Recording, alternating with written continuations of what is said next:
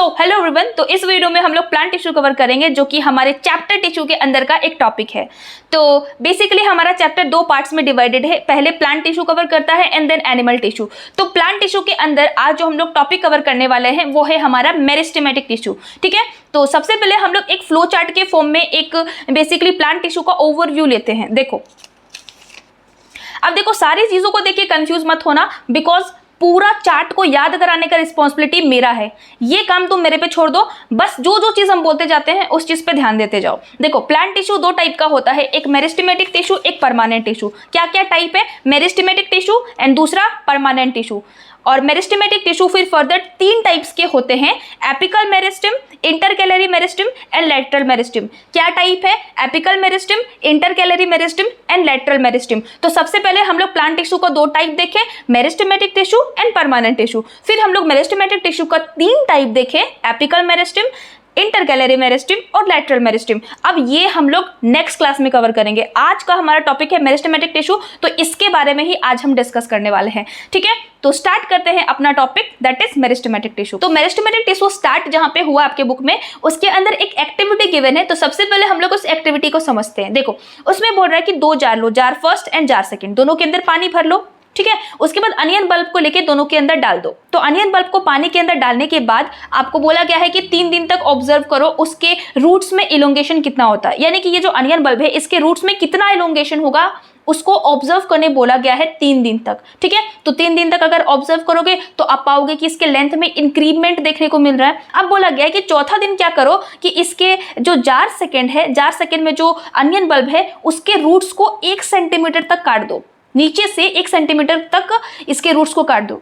और उसके बाद 5वां, 6ठा, 7वां, 8वां, 9वां दिन तक, यानी कि चौथा दिन जिस दिन आप काटोगे इसके रूट्स को, उसके बाद 5 दिन तक आप दोनों के रूट्स को ऑब्जर्व करो। तो जो हमारा जार सेकेंड में अनियन होगा उसके रूट्स में इलोंगेशन हमें नहीं देखने को मिलेगा। क्यों? ऐसा क्यों हुआ कि जार सेकेंड में बेसिकली इलोंगेशन देखने को नहीं मिला, लेकिन जो हमारा जार फर्स्ट में अनियन बल्ब है उसमें तो लगातार इलोंगेशन देखने को मिल रहा है। तो ऐसा क्यों हुआ कि जार सेकेंड में जब हम लोग चौथे दिन में इसके रूट्स को काट दिए 1 सेंटीमीटर ऊपर तक, उसके बाद इलोंगेशन नहीं हुआ?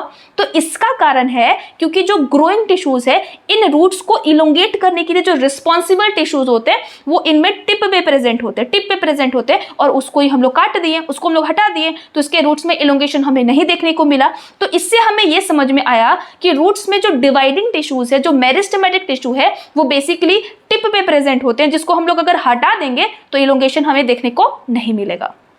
क्लियर है ये एक्टिविटी? अब हम लोग स्टार्ट करते हैं अपने टॉपिक को। तो सबसे पहले हम लोग देखते हैं कि ये जो टिश्यू है ये रूट्स में बेसिकली कैसे ग्रोथ करवाते हैं। तो देखो, मेरिस्टेमेटिक टिश्यू प्लांट में हमें पता है कि टिप पे प्रेजेंट होंगे, सारे टिश्यूज टिप पे प्रेजेंट होंगे। अभी हम देखें एक्टिविटी से हमें पता चला। तो होता क्या है कि बेसिकली जब मेरिस्टेमेटिक सेल्स डिवाइड करके जब 2 सेल बनाते हैं तो उसमें जो एक सेल है वो तो लगातार डिवीजन परफॉर्म करता है, लेकिन जो दूसरा सेल होता है वो अपने आप को कन्वर्ट कर देता है परमानेंट सेल में। कैसे? ये सेल बोलेगा कि अब हमको डिवीजन परफॉर्म नहीं करना, अब हम कोई दूसरा फंक्शन प्लांट में परफॉर्म करना चाहते हैं। दूसरे फंक्शन जैसे कुछ भी दूसरा फंक्शन कर सकते हैं। हो सकता है वो फोटोसिंथेसिस में पार्टिसिपेट कर ले, हो सकता है वो स्टोरेज में पार्टिसिपेट कर ले, हो सकता है कि वाटर और फूड के ट्रांसपोर्टेशन में वो इन्वॉल्व हो जाए। तो ये जो सेल है ये बोला आज से हम डिवीजन नहीं करेंगे, कुछ दूसरे फंक्शंस को हम परफॉर्म करेंगे। तो ये कन्वर्ट हो जाता है परमानेंट टिश्यू में, लेकिन ये जो सेल है ये वापस लगातार डिवीजन में पार्टिसिपेट करते रहता है। तो ये जो सेल्स है ये मेरिस्टेमेटिक टिश्यू का पार्ट बन जाता है, और ये किसका पार्ट बन जाएगा? परमानेंट टिश्यू का परमानेंट टिश्यू का पार्ट बन जाएगा। क्लियर है? अब देखो ये जो सेल है ये कैसे ऐड होते हैं रूट्स में। जैसे मान लो रूट का जो लेंथ है वो इतना था, ठीक है, तो जो मेरिस्टेमेटिक सेल्स जो टिप पे प्रेजेंट है ये डिवाइड कर करके सेल्स को इस डायरेक्शन में ऐड करते हैं, ऊपर के डायरेक्शन में ऐड करते हैं। तो सेल्स को अगर ये ऊपर के डायरेक्शन में ऐड करेंगे तो रूट का लेंथ इंक्रीज होगा, लेकिन ये प्रेजेंट हमेशा टिप पे ही होंगे। इनमें कोई डाउट नहीं है कि ये टिप पे ही प्रेजेंट होंगे, ये हमेशा टिप पे प्रेजेंट होते हैं, लेकिन सेल्स को ये इस डायरेक्शन में ऐड करते हैं। और अगर जैसे लेट सपोज करो ये हमारा रूट है, ठीक है, और यहाँ पर मेरिस्टेमेटिक सेल्स प्रेजेंट है, तो ये डिवीजन कर करके उस डायरेक्शन में सेल को ऐड करेंगे। तो सेल अगर ऐड होगा तो इसके लेंथ में ऑब्वियसली इंक्रीमेंट होगा। सेल्स ऐड करने से ऐसा नहीं होगा कि मेरिस्टेमेटिक सेल्स का पोजीशन चेंज हो जाएगा, ये हमेशा टिप पे ही प्रेजेंट होंगे। तो कुछ उसी प्रकार से हमारा शूट में भी होता है। जैसे हमें पता है कि शूट के भी टिप पे प्रेजेंट होगा मेरिस्टेमेटिक मेरिस्टेमेटिक टिश्यू ये जो डिवीजन परफॉर्म करेगा उससे सेल्स को इस डायरेक्शन में ऐड करेगा, ठीक है। और इस डायरेक्शन में अगर सेल्स ऐड होंगे तो इसका लेंथ में ऑब्वियसली इंक्रीमेंट होगा, लेकिन मेरिस्टेमेटिक टिश्यू हमेशा टिप पे ही प्रेजेंट होगा। क्लियर है? स्टेम का और रूट का इलोंगेशन किस प्रकार से होता है। अब हम लोग मेरिस्टेमेटिक टिश्यू को कंटिन्यू करते हैं। देखो, the growth in plant occurs only in certain specific regions. Plant में जो ग्रोथ होता है वो किसी किसी जगह से ही होता है। अब इसका मतलब देखो, समझो, देखो अगर प्लांट है, अगर मान लो इस तरीके से प्लांट है तो ग्रोथ तो कहीं कहीं से ही ना हो रहा है, सूट के टिप से हो रहा है और रूट के टिप से ही ग्रोथ हो रहा है, रूट के टिप से ही ग्रोथ हो रहा है। और भी किसी किसी जगह पे मेरिस्टेमेटिक टिश्यू प्रेजेंट होते हैं, अभी बताते हैं। लेकिन अभी समझो कि क्यों ऐसा लिखा हुआ है कि सर्टेन स्पेसिफिक रीजन से ही ग्रोथ होता है, क्योंकि मेरिस्टेमेटिक टिश्यू सूट और रूट के टिप पे ही प्रेजेंट होते हैं, इसीलिए, ठीक है ना। तो this is because the dividing tissue called meristematic tissue only located at these point. तो इन्हीं रीजन में बेसिकली मेरिस्टेमेटिक टिश्यू प्रेजेंट होते हैं, इसलिए इन्हीं रीजन से ग्रोथ होता है, ठीक है। अब देखो, मेरिस्टेमेटिक टिश्यू के लोकेशन के बेसिस पे बेसिकली ये 3 टाइप के होते हैं। कोई अगर पूछेगा कि मेरिस्टेमेटिक टिश्यू को हम लोग डिवाइड कर रहे हैं, उसका बेसिस क्या है, तो क्या बोलोगे? On the basis of its location या फिर रीजन। रीजन मतलब वो किस जगह पे प्रेजेंट है या फिर उसका लोकेशन क्या है, उसके बेसिस पे हम लोग मेरिस्टेमेटिक टिश्यू को 3 टाइप में डिवाइड करते हैं। सबसे पहला हो गया हमारा एपिकल मेरिस्टम, अभी याद कराए थे ना, एपिकल मेरिस्टम, इंटरकैलरी मेरिस्टम और लैटरल मेरिस्टम। एपिकल मेरिस्टम नाम ही ये सजेस्ट कर रहा है एपेक्स पे प्रेजेंट होगा। एपेक्स का मतलब क्या होता है? एपेक्स का मतलब होता है टिप, टिप पे।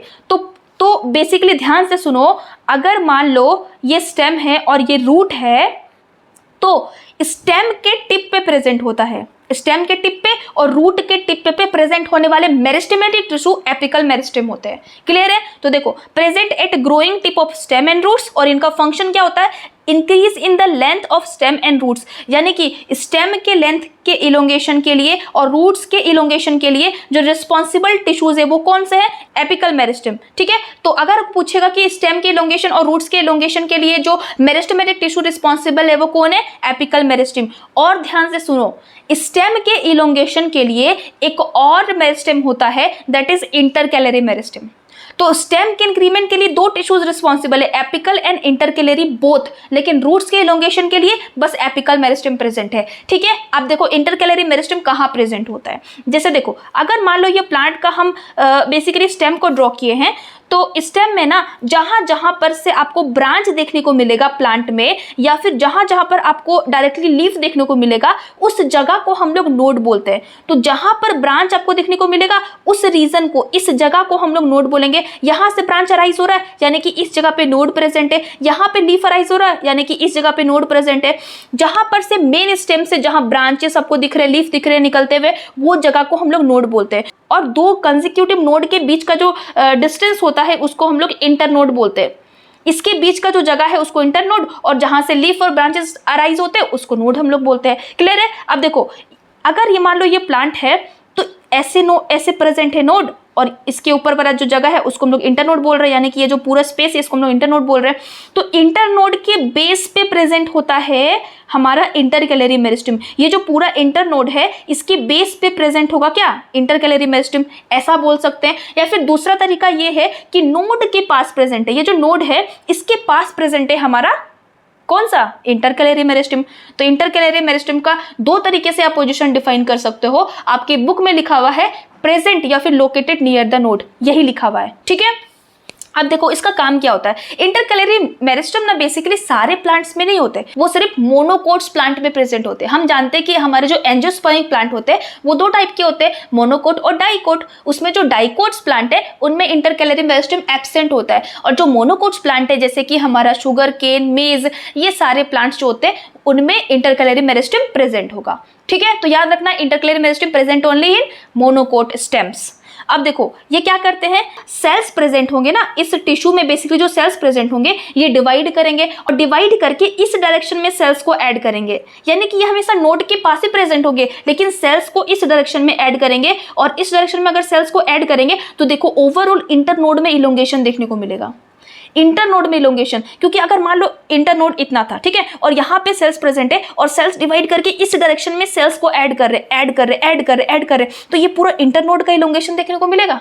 यानी कि इंटरनोड इलोंगेशन के लिए इंटरकैलरी मेरिस्टेम रिस्पॉन्सिबल है। तो यही हमारा फंक्शन इसका हो गया, increase in the length of stem by internode elongation. ये भी स्टेम के लेंथ को इंक्रीज करने के लिए रिस्पॉन्सिबल है, लेकिन कहां से? इंटरनोड को इलोंगेट करके। ऑब्वियसली बात है, इंटरनोड अगर इलोंगेट होगा तो ओवरऑल पूरा स्टेम भी इंक्रीज होगा, स्टेम का लेंथ भी इंक्रीज होगा। अब हम लोग देखते हैं लैटरल मेरिस्टेम। देखो, लैटरल मेरिस्टेम प्लांट में लैटरली प्रेजेंट होता है। मतलब क्या है? नाम से ही पता चल रहा है ये लैटरली प्रेजेंट होगा। अगर मान लो प्लांट का ये स्टेम है, ये मोटा मोटा प्लांट है, ठीक है, ये मोटे प्लांट्स है। मोटा प्लांट को अगर हम लोग काट के इसका हम लोग बेसिकली ट्रांसवर्स सेक्शन देखें, मतलब अगर हम लोग यहाँ से इसको काटेंगे और इसके ट्रांसवर्स सेक्शन को देखेंगे, देखो प्लांट का जो बाहर वाला पार्ट होता है ना, जो बड़े बड़े ट्रीज होते हैं उनके जो बाहर वाले पार्ट होते हैं उनको हम लोग बार्क बोलते हैं, पता होगा आपको, छाल जिसको हम लोग बोलते हैं। तो बेसिकली छाल के अंदर हमारे लैटरल मेरिस्टेम इस तरीके से प्रेजेंट होते हैं। लैटरल मेरिस्टेम का एक इस तरीके से लेयर प्रेजेंट होता है, और ये क्या करते हैं? ये प्लांट के ना थिकनेस को इंक्रीज करने के लिए रिस्पॉन्सिबल होते हैं। एक मेरिस्टेम हम लोग पढ़े जो प्लांट के लेंथ को इंक्रीज कर रहा था, दूसरा मेरिस्टेम पढ़े वो भी प्लांट के लेंथ को इंक्रीज कर रहा था इंटरनोड इलोंगेट करके, ठीक है। और जो तीसरा हम लोग मेरिस्टेम पढ़े वो प्लांट के गर्थ को इंक्रीज कर रहा है, यानी कि प्लांट के थिकनेस को इंक्रीज कर रहा है। कैसे प्रेजेंट है फिर से बता देते हैं। देखो, जैसे मान लो अगर इसका हम लोग ये सेक्शन लिए हैं तो इस तरीके से सेल्स अरेंज होंगे, सर्कल में सेल्स अरेंज होते हैं, ठीक है। अगर मान लो ये प्लांट का हम लोग ट्रांसवर्स सेक्शन लिए हैं तो ये जो बार्क होगा बाहर के साइड, उसके जस्ट अंदर इस तरीके से गोला बना के सेल्स अरेंज होते हैं, ठीक है। तो लैटरल मेरिस्टेम कहाँ पाए जाते हैं? बीनीथ द बार्क के जस्ट नीचे होते हैं। और क्या कराते हैं ये सेल्स को बेसिकली ना बाहर के डायरेक्शन में भी ऐड करते हैं और अंदर के डायरेक्शन में भी ऐड करते हैं। तो अगर सेल्स डिवाइड करके बाहर के डायरेक्शन में ऐड करेंगे सेल्स को, तो ऑब्वियसली इसका गर्थ में इलोंगेशन हम लोग को देखने को मिलेगा। गर्थ का मतलब होता है इसका मोटाई में इलोंगेशन देखने को मिलेगा, ठीक है ना। तो लैटरल मेरिस्टेम लैटरली प्रेजेंट होते हैं, नाम से याद कर लेना, lateral meristem present laterally and responsible for increase in the thickness of plant, ठीक है। तो ये लैटरल मेरिस्टेम रूट में भी प्रेजेंट होगा और स्टेम में भी, रूट्स में भी ये प्रेजेंट होते हैं। देखते हो ना, जब प्लांट छोटा सा बेबी होता है तो उसका रूट्स पतला पतला होता है, लेकिन जैसे ही प्लांट एक ट्री बन जाता है तो उसका रूट्स भी मोटा मोटा होना चाहिए ना, क्योंकि ज्यादा पानी को एब्जॉर्व करने के लिए रूट को तो थिक करना पड़ेगा ना। तो उसके लिए कौन रिस्पॉन्सिबल है? हमारे लैटरल मेरिस्टेम रिस्पॉन्सिबल है। अब देखो, दो यहाँ पे पॉइंट्स है, ध्यान से जल्दी जल्दी सुन लो। प्राइमरी ग्रोथ क्या होता है? अगर किसी प्लांट का लेंथ में इंक्रीमेंट हो रहा है उसको हम लोग प्राइमरी ग्रोथ बोलते हैं, ठीक है। तो growth in length is called primary growth. और प्राइमरी ग्रोथ के लिए कौन रिस्पॉन्सिबल होगा, कौन सा मेरिस्टेमेटिक टिश्यू रिस्पॉन्सिबल होगा अगर पूछेगा तो ये दोनों लिख देना। इसके लिए ब्रैकेट में लिख देना ओनली इन मोनोकोट्स, ठीक है। तो ये दोनों लेंथ के इलोंगेशन के लिए रिस्पॉन्सिबल होते हैं। तो प्राइमरी ग्रोथ किसको बोलते हैं? Increase in the length of plant. तो एक बात बताओ, अगर कोई छोटू सा प्लांट है वो बड़ा हो रहा है तो पहले उसका लेंथ में इंक्रीमेंट होगा या फिर उसका थिकनेस में इंक्रीजमेंट होगा? बताओ तो। उसके लेंथ में इंक्रीमेंट होगा ऑब्वियसली। तो देखो, हमें पता है कि प्लांट में पहले लेंथ में इंक्रीमेंट होता है, इसीलिए लेंथ में इंक्रीमेंट को हम लोग बोलते हैं प्राइमरी ग्रोथ। सिंपल सा बात है। तो प्राइमरी ग्रोथ क्या होता है? Increase in the length. और बेसिकली इसके लिए रिस्पॉन्सिबल जो मेरिस्टेमेटिक टिश्यू है वो एपिकल मेरिस्टेम और इंटरकैलरी मेरिस्टेम है। अब दूसरा सेकेंडरी ग्रोथ होता है। सेकेंडरी ग्रोथ का मतलब थिकनेस में इंक्रीमेंट, और उसके लिए रिस्पॉन्सिबल हमारे लैटरल मेरिस्टेम होते हैं। क्लियर है? तो यहाँ पे इंटरकैलरी मेरिस्टेम को समझाने के लिए हम यहाँ पे डायग्राम भी बना दिए थे। देखो, नोड्स प्रेजेंट होता है जहाँ से ब्रांचेस या फिर लीफ अराइज होते हैं, उस जगह को हम लोग नोड बोलते हैं। और नोड के बीच बीच में जो स्पेस होता है उसको हम लोग इंटरनोड बोलते हैं। और हम आपको बताएं कि इंटरनोड के बेस पे या फिर नोड के पास एग्जैक्टली क्या प्रेजेंट होता है? हमारे इंटरकैलरी मेरिस्टेम प्रेजेंट होते हैं। अब मेरिस्टेमेटिक टिश्यू के अंदर जो मेरिस्टेमेटिक सेल्स प्रेजेंट है ना, क्योंकि टिश्यू तो ग्रुप ऑफ सेल से मिलकर बना है, तो हम लोग क्या कर रहे हैं कि एक सेल को निकाल रहे हैं और एक सेल देख रहे हैं कि उसमें क्या क्या फीचर्स प्रेजेंट है। ये एग्जाम में पूछा जा सकता है, ध्यान से सुनना। सबसे पहला, ये बहुत एक्टिव सेल्स होते हैं। क्यों एक्टिव सेल्स बोल रहे हैं? समझो, ये सेल हमेशा डिवाइड करते रहते हैं, हर समय इनका बस एक ही काम है, फटाफट फटाफट फटाफट फटाफट डिवाइड करना। तो इनको एक्टिव सेल्स नहीं बोलेंगे? ऑब्वियसली बोलेंगे। तो इसके अंदर डेंस साइटोप्लाज्म प्रेजेंट होता है। क्यों? क्योंकि इसके अंदर बहुत सारे एक्टिविटीज चल रहे होते हैं डिविजन से पहले। याद हो जाएगा। इनका जो वॉल होता है वो बहुत ज्यादा थिन होता है और ये सेलुलोज से बना हुआ होता है। इसको कैसे याद करोगे?